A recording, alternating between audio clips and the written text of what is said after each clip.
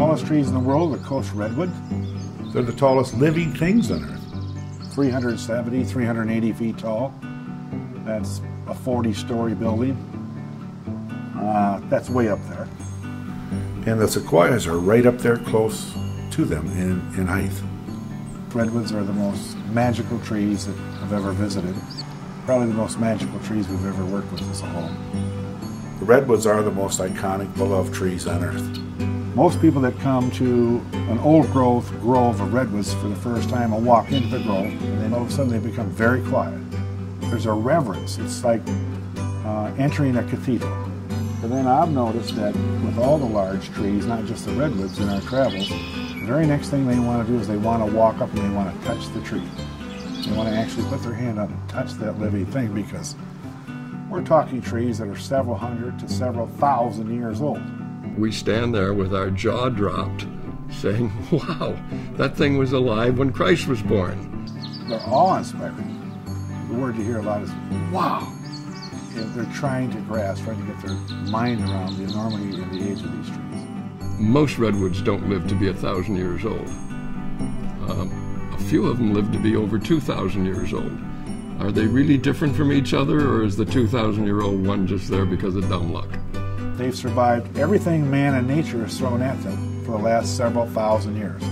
How did they do that? How were they able to make it through when the vast majority of them were not able to? The genes that it has in its DNA are, in fact, a genetic memory. They have within themselves encoded their own life, just like you have your own lifespan encoded within you. And it's the fact that they have a memory for surviving calamity. And that's what we're trying to capture.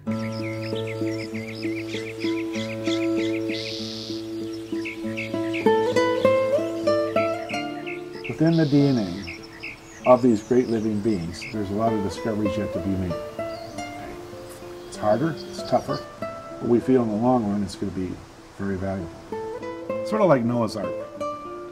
Well, what we're doing is we're building an ark, or an archive, that all of our genetics can kind of come together in one place, and that's really what a genetic archive is for us.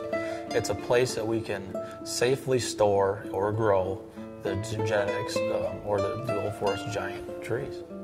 They have coped with the margins of life in their long lifespan, and in that they will have the greatest health, the greatest ability to spell out health. So the seedlings from those trees will have the greatest flexibility, one would hope, when you plant them. Can we prove this or that or whatever? I don't know. You might have to, you know, in 500 years, you might have the answer to that. We'll get back with you. We'll get back with you on that. But if we allow the largest and oldest things on Earth, as they have been, allow them to tip over, die, and deteriorate, we'll never have that opportunity to study those genetics in the future, to figure out why they were able to make it so long and so big. That's exactly right, yeah. We are at Archangel, we're moved to try and get the genetics before they blink off the face of the earth. And by the way, there's 8,000 species of trees globally that are on the endangered species list. Most people don't know that. What if these trees could talk? What if they could tell us what they've learned over the years, and how would that make a difference for us? And I think it really could make a huge difference. It goes back, for me, to collecting the genetics that we know are there. We may not know what they mean. We may not know what the tree will do in the future. We don't for sure know how it'll perform.